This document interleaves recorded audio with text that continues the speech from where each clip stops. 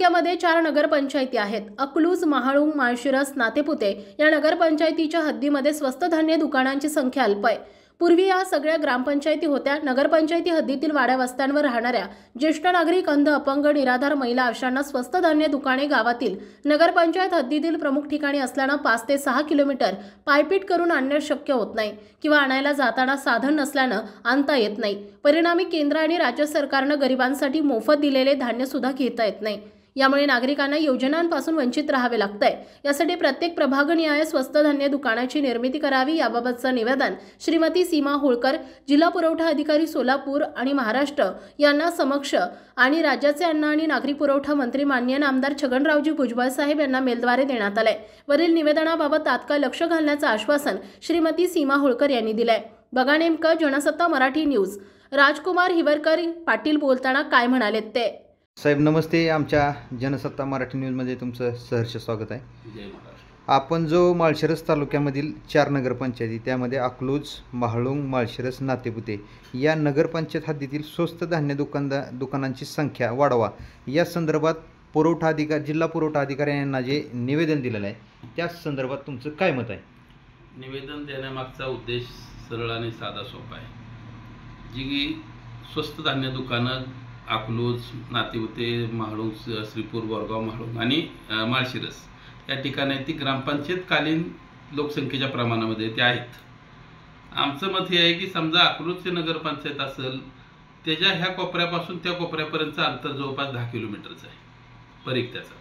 म्हणजे 10 किलोमीटरच्या एखाद्या ज्येष्ठ नागरिक असेल, अंध, अपंग महिला असेल, निराधार असेल, तिला कोणी तिला चालत जाता येण्यात पण काय अवस्था वाईट असेल तर अशी माणसांना सरकारनं मोफत योजना राबवून सुद्धा ती लोकांना मिळत नाही आणि ती लोकांना मिळण्या दृष्टीनं त्या प्रभागनिहाय याची व्यवस्था व्हावी याबाबतचं निवेदन आपण दिलं. हे अकलूजचं नव्हे, नातेवाईकात तर बघितलं तर जवळपास 5-6 किलोमीटरचा परीघ आहे. मग समजा इथून असं समजून घ्या की इथं झगडी वस्तीचा एखादा मनुष्य आहे किंवा बोराटी वस्तीचा मनुष्य आहे, इकडं बंडगरपुरी किंवा फोडशेच्या खालच्या भागामधला तो मनुष्य आहे. मग त्या लोकांना हे कसं मिळणार आहे सांगा. मग त्याने इथे येणार त्यावेळेस समजा ते एखादं ज्येष्ठ नागरिक कुणी न्यायला आलं, ते दुकान बंद असलं तर त्या लोकांना ते माल उपलब्ध होत नाही. काम बुडून 200 रुपये 300 रुपयाचा दिवस बुडवून महिला तिथपर्यंत येऊन घेऊन जाऊ शकत नाही. मग त्याच ठिकाणी जवळच्या ठिकाणामध्ये त्यांचे ते नियमाचे सरकारच्या नियमाच्या अधीन राहून हे कसं देता येईल त्या भूमिकेमध्ये सरकारनं जावं त्याबाबतचं आपण काल स्मिता होळकर जिल्हा पुरवठा अधिकारी यांना याबाबतचं निवेदन दिलेलं आहे. तेच निवेदन आपण सन्माननीय महाराष्ट्र राज्याचे अन्न नागरी पुरवठा मंत्री छगन भुजबळ साहेबांना सुद्धा ते पाठवलेलं आहे. त्यांच्या स्वीय सहाय्यकाला पण ते दिलेलं आहे आणि आता लवकरच पाठपुरावा करून लवकरच योग्य निर्णय आपण पोहोचण्याची त्यांनी आश्वासन दिलेलं आहे. ते लवकर विषय मार्गी लागेल. ही सगळी दुकानं जी मिळणार आहेत तालुक्यामध्ये 4 नगरपंचायत असणारा महाराष्ट्रातला माळशिरस तालुका हा एकमेव आहे आणि ह्याच्या माध्यमातून जेवढी रेशन दुकानं नव्या निर्माण होतील ती सगळी दुकानं महिला बचत गटांना देण्यात यावी ही भूमिका आमची त्या पाठीमागची आहे.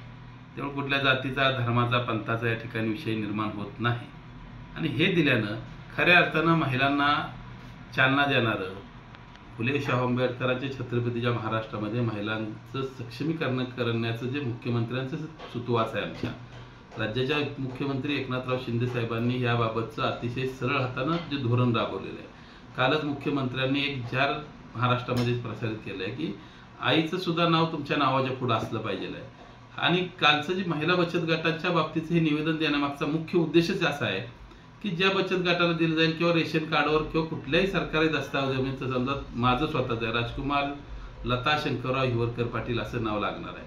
पूर्वी फक्त वडिलांचंच लागायचं तर महिलांचं नाव सुद्धा शासनानं लावायला बंधनकारक केल्यामुळं बचत गटाच्या माता भगिनींसाठी एक पर्वणी ठरणार आहे. म्हणून माझी भूमिका आहे की सगळी दुकानं जी नव्याने निर्माण होतील ती सगळी दुकानं महिला बचत गटांना दिली गेली पाहिजे. त्यासाठी पहिली 27 दुकानं आपण महिला बचत गटांना मिळवून दिलेली आहेत आणि आता जी नवीन येतील ती सुद्धा तशीच मिळतील. त्यात कुठल्याही प्रकारची शंका घेण्याचं कारण नाही. जर संबंधित अधिकाऱ्यांनी या प्रकरणात व्यवस्थितरित्या आपल्याला कागदोपत्री पाठपुरावा नाही केला तर आपण त्यांना शिवसेना स्टाईलनं उत्तर द्याल का? हे साहेब असं आहे, शिवसेना म्हणजे स्टाईल आता काय सरकारचा चालवणारा रथाचं सारथ्य करणारे राज्याचे मुख्यमंत्री एकनाथराव शिंदे साहेब आहेत. या राज्याची धुरा ज्या आरोग्यमंत्र्यांच्या नेतृत्वाखाली आम्ही काम करतो त्या तानाजीराव सावंत साहेबाकडे आहे. त्या जिल्ह्याचं नेतृत्व शिवाजीराव सावंत साहेब आहेत. त्याचबरोबर नव्यानं जिल्ह्याचे संपर्क नेते आलेले आमचे संजयजी माशेलकर साहेब आहेत आणि तालुक्यात आपण ज्या पद्धतीने काम करतो त्या अधिकाऱ्यांना एक तर त्यांनी माहिती असतं हे कसं ह्याचं काम करायचं ते.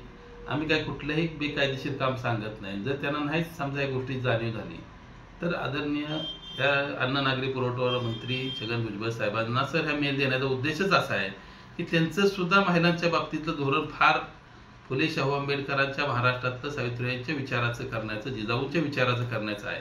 त्यामुळे हे मला वाटत नाही या ठिकाणी अधिकारी कुठं चालढकल करतील. आचारसंहिता चालू होईपर्यंत बऱ्याचसं काम पुढे गेलेलं असेल. काल पत्रव्यवहार ज्या त्या ऑफिसच्या माध्यमातून पुढे जायला सुरुवात झालेली आहे माझ्या समक्षच. ओके, धन्यवाद. जय Maharashtra. Bureau report, Jansatta Marathi news, Solapur.